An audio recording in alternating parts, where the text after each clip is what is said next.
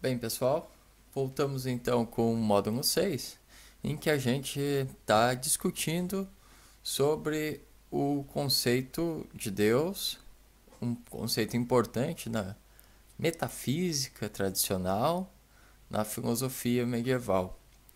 Uh, Primeiramente, nós já vimos na videoaula passada sobre uh, os argumentos de Anselmo e Tomás de Aquino sobre a existência de Deus. Anselmo de Aosta, o argumento ontológico, e Tomás de Aquino, então, o argumento das 5 vias até Deus, em que provariam, digamos assim, demonstrariam racionalmente a existência de Deus.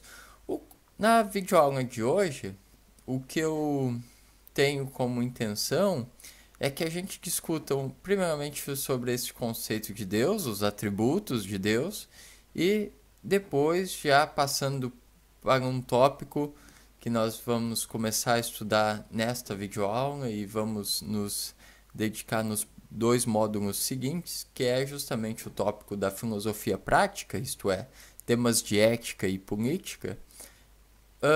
Ainda na videoaula de hoje, então, para fazer um gancho com esses outros 2 tópicos, é justamente o tema da presciência divina e liberdade humana. Pois bem, então, dado que na história das ideias está presente o conceito de Deus, como um ser primeiro, como um ser primeiro do qual todos os outros seres derivam a sua essência, né? Esse conceito então como metafísico, de um Deus metafísico. Intelectuais se perguntaram sobre então as características e os atributos desse Deus, né?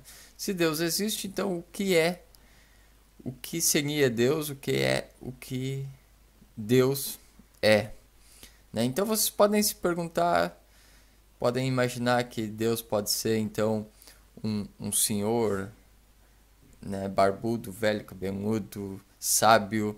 Pode pensar que Deus é a musa da filosofia, como descreve Boécio na Consolação da Filosofia, que Deus possui 302 braços, que Deus é um espírito, que Deus é uma força, enfim.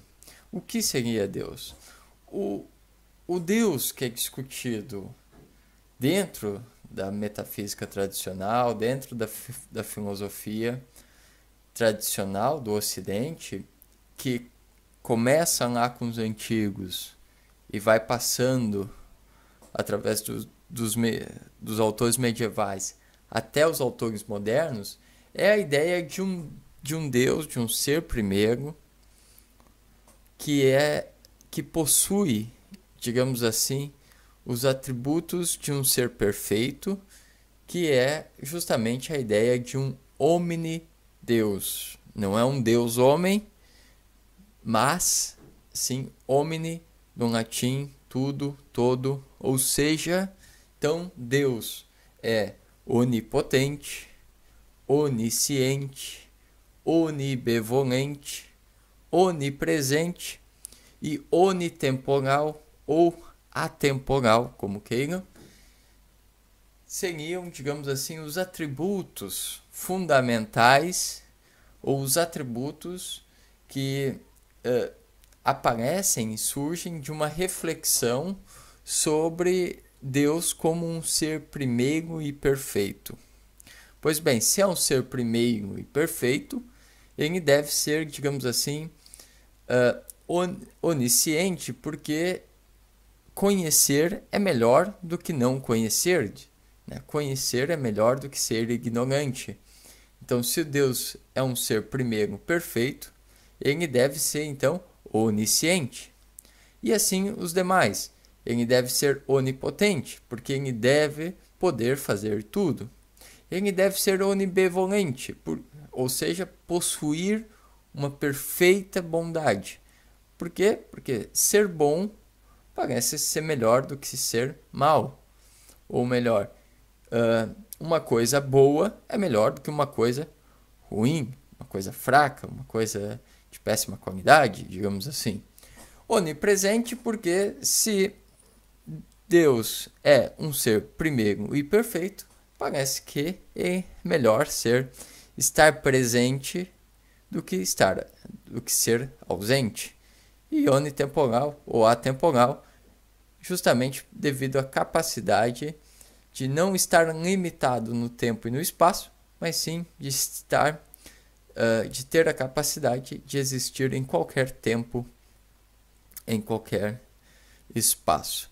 Pois bem, esses atributos sobre este conceito de Deus, eles claramente vão ser absorvidos dentro da teologia católica, dentro da teologia judaica, dentro da teologia islâmica. Por isso que o conceito de Deus no medievo também tem digamos assim, esse atrativo aos intelectuais medievais. Não bastaria apenas, então, não é apenas uma especulação filosófica, mas também é uma especulação teológica. Teológica no sentido de ciência sobre Deus, né, como nós entendemos hoje. Não no sentido, digamos assim, da crença religiosa, não no sentido de que Deus é um senhor bonzinho e que se veste todo de branco, possui cabelo branco, barba branca e etc e tal. Bem, não seria isso. E é claro que se observarmos de um ponto de vista histórico e antropológico, né, existem vários tipos de deuses, porque existem vários tipos de religiões. Mas o que importa aqui é o Deus que foi trabalhado pelos filósofos medievais e que é justamente esse Deus como ser primeiro e perfeito, que vem desde a tradição da filosofia antiga, né, desde Platão, Aristóteles, os filósofos antigos, passa pelos autores medievais e também entra, né, na discussão dos autores modernos. Pois bem, a ideia de um ser primeiro, perfeito, com esses atributos, né, onisciente, onipresente, onibevolente, atemporal ou onitemporal, né, onipresente, são onipotentes, são autores, são atributos, né, importantes e passa a ser uma ideia, digamos assim, muito forte, muito sólida dentro da metafísica, que devido à sua simplicidade, mas ao mesmo tempo a sua amplitude, é uma ideia que é importante tanto na teoria do conhecimento, tanto na ética, ou seja, tanto então em tópicos de teoria do conhecimento, em tópicos de teoria de filosofia prática, perdão, mas também então em tópicos de filosofia prática como na ética. Por quê? Porque se você entende que existe um ser primeiro perfeito, você sabe que de onde vem, por exemplo, ou de onde podemos derivar a ideia de verdade, né? Importante na teoria do conhecimento. Pois bem, né? Isso evitaria, digamos assim, uma arbitrariedade. Verdade não é aquilo que eu quero, mas verdade seria um algo mais. A mesma coisa, por exemplo, em tópicos de filosofia prática, quando discutimos o que é justiça, o que é ser feliz, né? Pois bem, se tu tens a ideia de um ser primeiro perfeito, que possui um estado de bondade, de perfeita bondade, logo a gente pode derivar daí então o conceito de justiça, de felicidade. E, de novo, evitaria então uma arbitrariedade ou evitaria dizer que justiça seria apenas um consentimento e etc. e tal. Pois bem, mas a defesa da existência de Deus com esses atributos traz consigo certos problemas, né, internos, certos puzzles, digamos assim, né? Por quê? Porque, por exemplo, se admitirmos que Deus é onipotente, né, admitimos então que ele pode criar tudo, né? Ele pode fazer tudo. Pois bem, se ele pode fazer tudo, se ele pode criar tudo, será que ele poderia criar algo que ele não poderia, que ele não pudesse carregar, que ele não poderia carregar? Se ele pode criar, se ele não pode criar, então ele não é onipotente. Mas se ele pode criar, mas não pode carregar, então, de novo, ele parece ser impotente, não parece ser onipotente. A mesma coisa se dá, por exemplo, se entendemos que se Deus é o criador de todas as coisas e possui um estado de perfeita bondade, como explicar a existência do mal? Né? Como explicar, por exemplo, a injustiça, miséria, crimes, catástrofes naturais, etc. Como explicar isso se Deus é um ser bom e que possui um estado de perfeita bondade e criou tudo? Como explicar? Bem, nós vamos ver esse tópico do problema do mal, em particular no próximo módulo, quando iremos abordar o tema do mal e da vontade em Agostinho.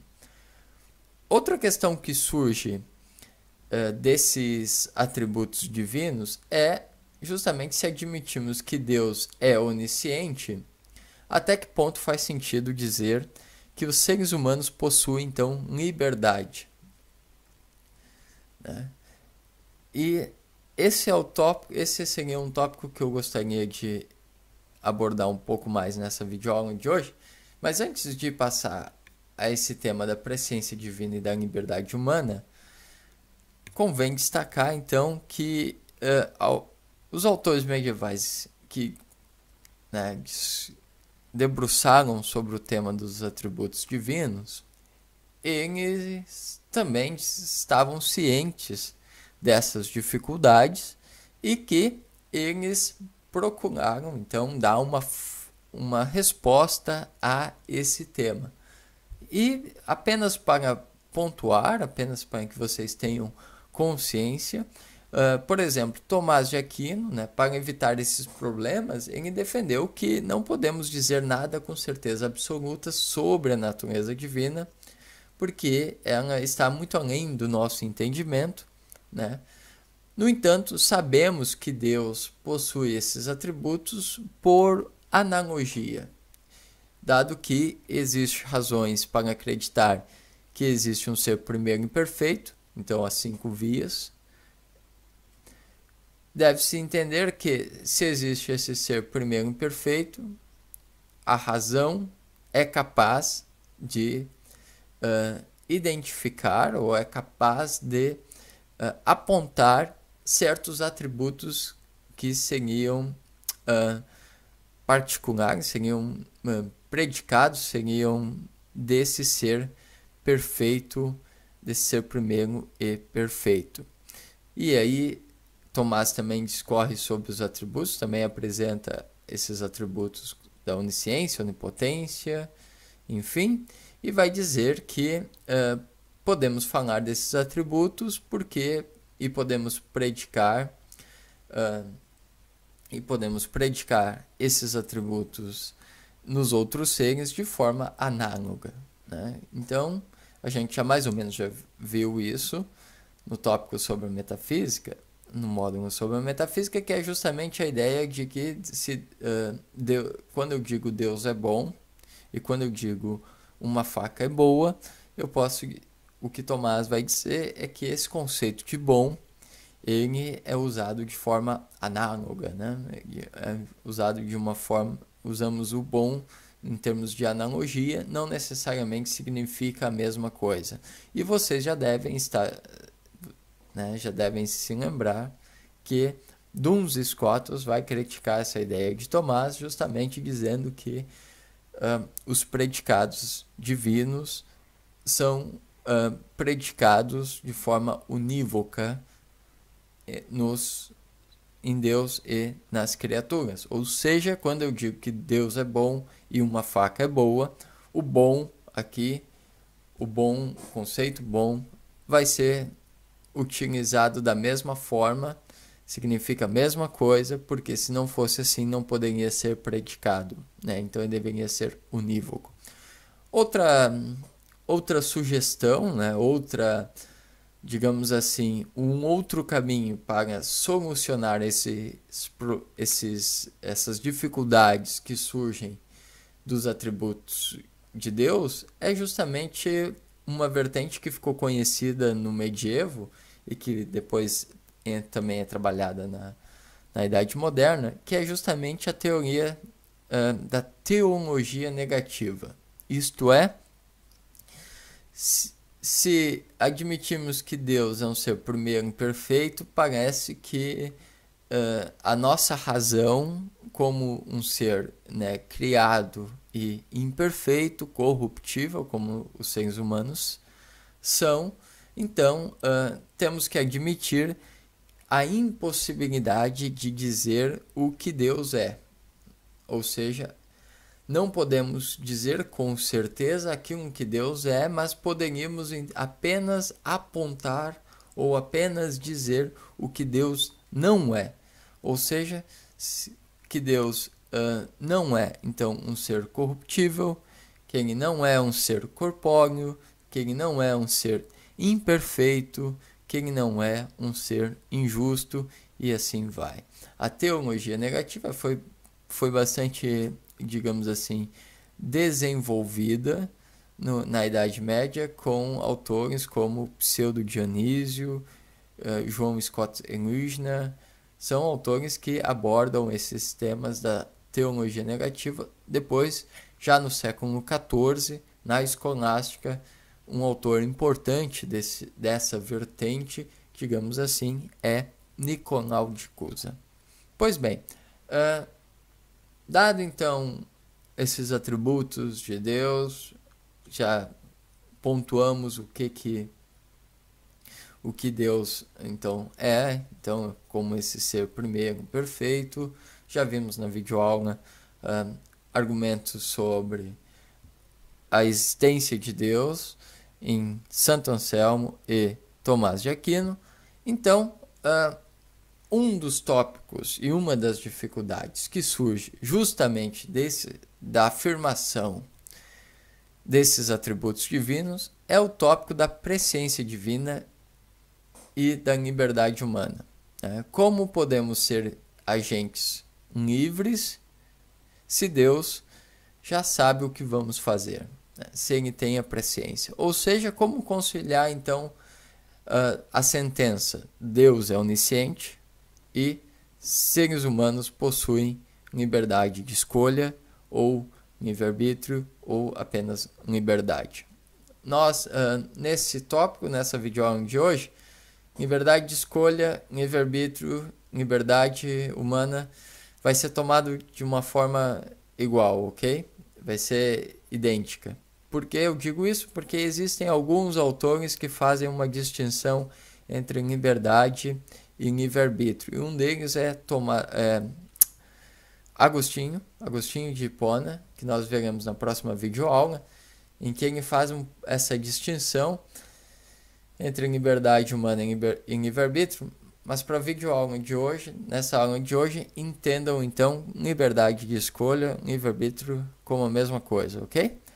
Pois bem, essa discussão sobre a presciência divina e a liberdade humana, ela, de certa forma, se assemelha com a discussão sobre o determinismo físico, no qual todo evento físico no mundo natural ela é fruto de uma rede causal, ou seja, possui uma causa-efeito, causa-efeito, causa-efeito. Ou então, né, do destino, a ideia então que existe uma providência divina, o destino, né, que estaria traçado, e, por outro lado, então, a liberdade humana, algo que parece que existe, algo que parece que nós possuímos liberdade humana, uma vez que é algo, digamos assim, factível, é algo que eu posso observar no meu dia a dia, no meu cotidiano. Eu acordei hoje pela manhã e escolhi, né, tive liberdade para digamos assim, vestir essa camisa branca que eu estou vestindo neste momento. Pois parece que eu sou um agente livre, uma vez que eu determino ou uma vez que eu tenho a liberdade para escolher o que faço e o que não faço. Pois bem, então como conciliar determinismo físico ou destino ou então presciência divina com liberdade humana, né? É claro que autores medievais que trabalharam com a ideia da presciência divina, né, trabalham com a ideia também de que Deus, e aí envolve outros conceitos, como por exemplo, de pecado, de salvação, da graça, enfim, outros, digamos assim, conceitos teológicos que entram também na discussão e que são trabalhados nessa ideia, então, de presciência divina e liberdade humana. Claro que no tópico da presciência divina, temos ainda um ingrediente a mais, que é o fato de que Deus tem a ciência de tudo o que acontece e o que vai acontecer, né? O que gera, de certa forma, um pouco mais de complicações, uma vez que se Deus é atemporal, então ele está em todos os acontecimentos presentes e futuros, e se é onisciente, ele sabe tudo o que acontece e o que vai acontecer. Então teríamos liberdade de escolha, ou seria apenas então essa liberdade uma ilusão criada, né, para que tenhamos uma sensação de controles, né? Se temos liberdade, como conciliar ela então com os atributos divinos? E se não temos, então como explicar que se não temos, né, então todas as nossas ações elas já estariam determinadas e não faria sentido falar de responsabilidade moral sobre as ações ou de imputabilidade jurídica, ou seja, de poder apontar de quem é a culpa. Por quê? Porque afinal não teríamos como fazer outra coisa senão seguir o que está determinado. Pois bem, né? Um dos autores que abordou esse tema foi Agostinho de Hipona, no período da patrística, numa obra que se chama Sobre a Liberdade do Arbítrio, né? Agostinho, nessa obra, ele quer refutar a tese dos maniqueus de que o mundo seria governado então por dois princípios absolutos, o bem e o mal, né? Além disso, o Agostinho afirma nesse Diálogos a existência de Deus e, ao mesmo tempo, resguarda a liberdade de arbítrio, a liberdade humana. Como eu falei anteriormente, nós iremos abordar a posição de Agostinho com mais detalhes na próxima videoaula, mas apenas para situar o tema, né, Agostinho vai defender que a mente humana é um bem, e por ser um bem, seguindo então o conceito de hierarquia ordenada dos seres, né, já vimos no tópico, já vimos no módulo sobre a metafísica, como o conceito de hierarquia, o conceito de ordem é importante no pensamento de Agostinho. Pois bem, aqui, utilizando desses conceitos, vai dizer que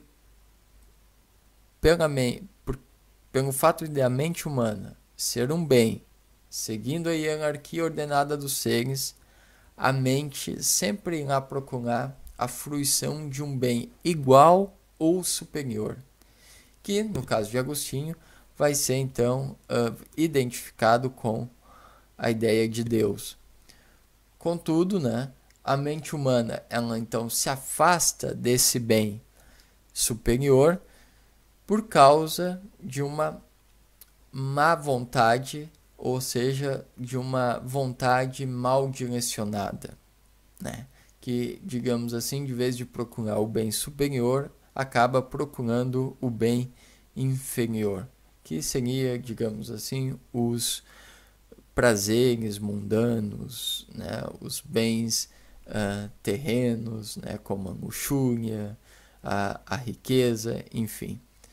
A vontade é um querer do ser humano, vai defender Agostinho, né, e um ato que está no seu poder. Então, liberdade e vontade vão ser tomados como sinônimos, de modo que a liberdade vai ser algo então inerente à própria razão da vontade. Há uma passagem do De Livre-Arbítrio em que vai dizer, de fato, de outra coisa não te podes aperceber que está em nosso poder, a não ser daquilo que fazemos quando queremos. Por conseguinte, nada está tanto em nosso poder quanto a própria vontade. De fato, certamente ela está à nossa disposição de modo imediato, sempre que queremos. Por isso, podemos dizer com acerto, não envelhecemos voluntariamente, mas necessariamente. Ou, não ficamos doentes voluntariamente, mas necessariamente.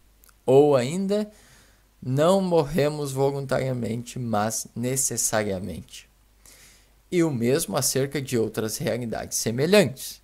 Mas quem ousará dizer, mesmo se for um louco, que não é pela vontade que queremos? A vontade vai ser livre em Agostinho quando escolhe aquilo para o qual está ordenada, ou seja, então quando escolhe de acordo com a sua natureza o bem igual e superior, o bem racional, que seria então identificado com Deus. Como fica a questão da presciência divina em liberdade humana em Agostinho? Bem, basicamente Agostinho vai dizer que o fato de Deus conhecer os acontecimentos futuros não significa que ele seja, então, a causa deles, né? E aí tem uma passagem do Livre-Arbítrio que diz, o Agostinho está discutindo com o Evódio, que é um dos personagens do diálogo, em que Agostinho diz, então, se tu conhecestes de antemão que alguém viria a pecar, nesse caso não seria necessário que pecasse. E Evódio vai dizer, bem pelo contrário, seria necessário que pecasse. De fato, a minha presciência não existiria a não ser que conhecesse de antemão certas coisas. Agostinho, então, vai retrucar dizendo que, por conseguinte, não é por ser presciência de Deus que é necessário que aconteça o que ela conhece, o que ele conhece de antemão, mas tão somente por ser presciência, o qual seguramente não existe, se não conhecer de antemão certas coisas. Ou seja, o que Agostinho está chamando a atenção é que o que Deus tem como presciência é que o ser humano é dotado de vontade. Possui, então, liberdade de escolha. E pelo fato de Deus possuir a presciência de que o ser humano possui liberdade de escolha, logo, isso daria então mais garantias à liberdade humana, uma vez que Deus já teria previsto a existência desse poder, dessa característica que o ser humano é voltado. Nessa perspectiva, Agostinho, claro, vai trabalhar com conceitos que é importante para a doutrina católica, mas também que é importante no pensamento dele, que é justamente temas e conceitos como pecado, salvação, graça. Mas outros autores, quando abordaram a perspectiva da liberdade humana, como conciliar então liberdade humana com presciência divina, não envolveram esses temas. É o caso, por exemplo, de Severino Boécio. Boécio, vocês lembram, autor da Consolação da Filosofia, vai tentar abordar esse tema numa perspectiva simplesmente de que Deus sabe o que a vontade humana quer ou não quer. Ou seja, esse é o tema que ele vai discutir, que aparece no livro 5º da Consolação da Filosofia, quando então Boécio se pergunta se em um mundo governado pela divina providência existiria tal coisa como sorte ou acaso. E vocês se lembram que quem vem consolar Boécio na prisão é a musa, a filosofia, né? Então a filosofia vai dizer para Boécio que se tomarmos o conceito de acaso como um evento produzido aleatoriamente sem uma rede causal, então não existiria tal coisa como acaso.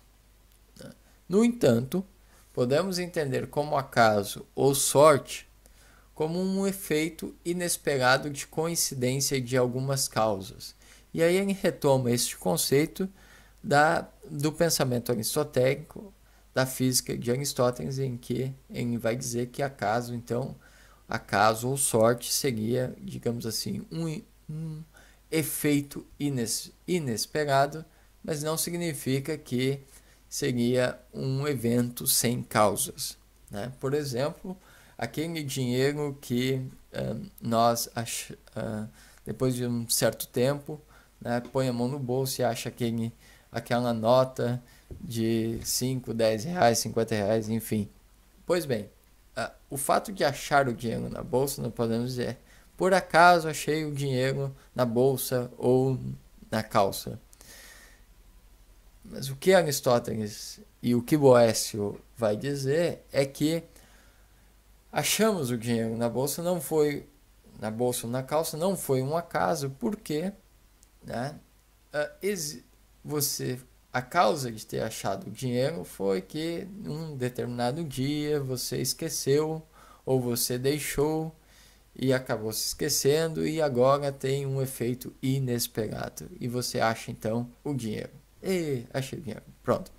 Mas isso não significa que não existiria uma causa ou que não estaria dentro dessa realidade entre causa e efeito, né? Então, em um mundo governado pela divina providência, né, tudo estaria sujeito então a essa relação de causa e efeito.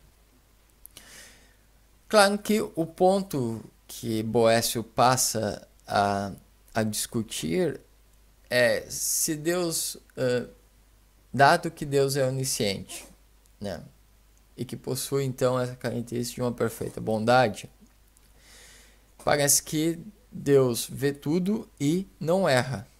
Então tudo aquilo que ele vê acontece necessariamente. Pois bem, então o problema é que se admitirmos que é possível, através dos nossos desejos e necessidades, não realizar tal ação vista por Deus, então é possível que Deus erre, né? Mas isso seria de difícil conciliação, seria quase um crime, um sacrilégio, né? Afirmar que Deus erra. Pois bem, né? Outra dificuldade que Boécio coloca é que seria esse conhecimento previsto por Deus uma conjectura ou um conhecimento verdadeiro? Pois bem, a saída que Boécio vai apontar no livro 5 e vai desenvolver é que o conhecer por si não é o mesmo que a causa do conhecido. Ou seja, né, exemplo, eu posso saber que eu estou sentado, mas é o fato de estar sentado que causa o meu conhecimento, estou sentado. E não é o contrário, não é o meu conhecimento, estou sentado, que causa o fato. A presciência divina não é a causa dos acontecimentos futuros, né? Ou seja, o conhecimento prévio não impõe uma necessidade absoluta na ação futura. O conhecimento divino, vai dizer Boécio, então, de nossas ações futuras, é como o nosso conhecimento das ações presentes dos outros, né? Imaginem vocês que Imaginem vocês que estão num campo, né? Apenas um exercício de imaginação. Imaginem vocês estão num campo, né? Observando passarinhos na natureza, enfim. E bem ao fundo lá, vocês observem uma pessoa que fica presa com o pé num trilho de trem, né? Aquela pessoa está ali tentando tirar o pé do trilho de trem e não se dá por conta que está vindo um trem passando por um túnel. Você tem consciência, né? Você está vendo aquilo que está acontecendo e você prevê que vai acontecer um acidente, mas você não é a causa do acidente. Pois bem, o que o Boécio vai dizer é que o conhecimento divino de nossas ações é a mesma coisa. Ele pode conhecer, ele pode ter ciência do que vai acontecer, mas ele não é a causa. E por não ser a causa, então teríamos liberdade de escolha. Outra distinção que é importante que Boécio introduz é justamente dois tipos de necessidade. Ele vai dizer que existe então uma necessidade condicional e existe a necessidade em sentido estrito e absoluto. Por necessidade condicional, entendemos que se X, então necessariamente Y, né? Se entende um exemplo, né? Se corro, então fico suado, né? Enquanto que uma necessidade absoluta, em sentido estrito, seria, digamos assim, X necessariamente Y. Ou seja, né? Exemplo, todos os humanos são mortais. Essa é uma necessidade absoluta que liga essa sentença, porque se é ser humano, é mortal. Né? No entanto, se corro, não necessariamente, não é uma necessidade estrita, né? Não é uma necessidade absoluta ficar suado. Né? Apenas, então, essa distinção. Por que essa distinção é importante? Porque, segundo o Boécio, os acontecimentos futuros previstos por Deus estão num plano de necessidade condicional e não absoluta. Isso porque Deus estaria então no plano da eternidade e não no tempo como nós conhecemos, numa distinção entre passado, presente e futuro. Pois bem, a solução de Boécio ela vai ser repetida posteriormente por autores escolásticos, como o Tomás de Aquino. Tomás de Aquino, na Suma Teológica, na primeira parte da Suma Teológica, vai defender que a onisciência divina ocorre porque Deus vê todos os acontecimentos, né, presentes e futuros, simultaneamente, devido então à eternidade, e basicamente retoma a solução, a proposta de Boécio. Mas nem todos os autores escolásticos aceitaram essa tese. Né? Por exemplo, um dos autores que rejeitou tanto a tese de Tomás de Aquino como a de Boécio vai ser Duns Scotus. Scotus vai defender que aquilo que é presente em Deus não pode ser genuinamente passado ou futuro. Isso porque as coisas que aparecem para Deus são do jeito que elas são. Deus sabe o que foi a causa, o que é a causa e o que será a causa, porque tem consciência que isso deriva então da sua própria vontade. Mas se é assim, parece não haver espaço para um exercício da liberdade humana no pensamento de Scotus. Pois bem, o Scotus vai dizer que existe porque os eventos previstos por Deus são, digamos assim, futuros contingentes, porque Deus quer que eles sejam futuros contingentes. Né? Explicando de outro modo, né? Imaginem vocês que... imaginem o seguinte argumento. Deus acredita que amanhã eu vou começar a correr. mas eu não começo a correr amanhã, então Deus errou. Esse parece ser um argumento válido. E o que o Scott vai dizer é que, se esse é um argumento válido, então eu também posso dizer que, né, se Deus acredita que eu irei correr amanhã, mas é possível que eu não corra amanhã, então Deus pode estar errado. Em uma linguagem mais formal, podemos dizer que se S e Q implica X, então P e possivelmente Q implica um possível X. Mas se Deus não erra, então o argumento mostra que não é possível para mim fazer outra coisa além daquilo que Deus previu. A ideia de Scotus é justamente negar a validade desse esquema. E ele nega dizendo que ao fazer P e poder fazer Q não implica necessariamente R ou necessariamente X. Imagine duas sacolas de compras, ok? Uma azul e uma vermelha. Se eu estou carregando uma sacola azul, eu não estou autorizado em dizer que estou carregando as duas sacolas. Não é verdade? Pois bem, se eu carregar as duas sacolas ao mesmo tempo, eu posso dizer que eu carrego as duas sacolas. Mas ao carregar a sacola azul e poder carregar a sacola vermelha, não implica necessariamente em dizer que estou carregando as duas sacolas. O que Scott coloca em xeque com esse contra-argumento é que é justamente a ordem dessas sentenças. Os eventos futuros eles seriam contingentes porque, em última análise, Deus quer que eles sejam assim. Por isso permanece em aberto o fato de eu fazer alguma coisa e poder fazer outra, tendo espaço então para a liberdade humana e divina providência. É claro que Scotus vai desenvolver a ideia então de uma contingência simultânea, algo que a gente passou rapidamente no tópico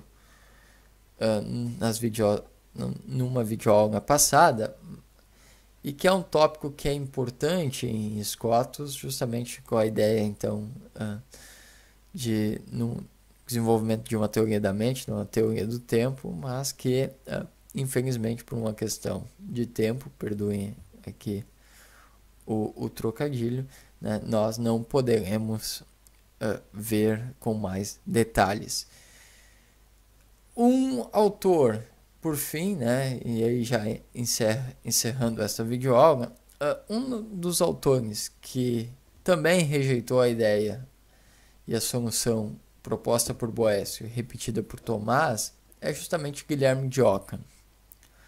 O Ockham ele vai dizer que, um seguidor da mesma ordem de Scotus, vai dizer que a solução que Duns Scotus propôs, ela explicaria de maneira satisfatória a contingência dos eventos futuros, né? Mas não seria satisfatória para explicar o problema da liberdade humana com a presciência divina. De fato, o Ockham ele trabalha o tema da liberdade, né, mas não propõe, digamos assim, uma solução definitiva. Ele entende que os eventos futuros, os futuros contingentes, eles carecem de verdade e validade, né? Uma vez que, ao menos que se tornam realidade, as proposições sobre os futuros contingentes não podem ser conhecidas propriamente ditas, né?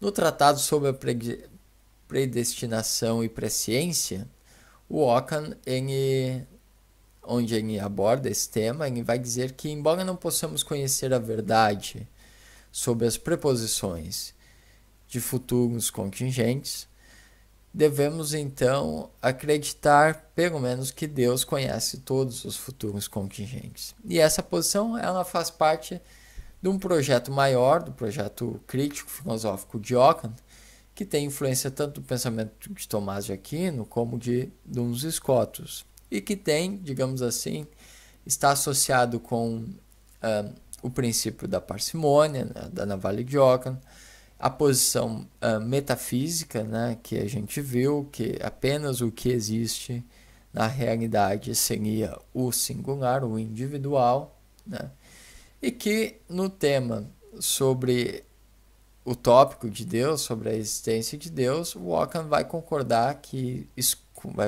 com Scotus, por exemplo, que sem um conceito unívoco de ser, seria impossível conceber a ideia de Deus, né? Mas rejeita que a razão filosófica possa provar, né, que Deus é a causa eficiente de tudo. Pode ser que haja, vai dizer o Ockham, uma causa primeira, mas isso não necessariamente seja Deus, né? A fé, vai dizer, né, pela crença, pela fé, pode se levar, então, à existência de Deus, mas a filosofia ela não poderia demonstrar a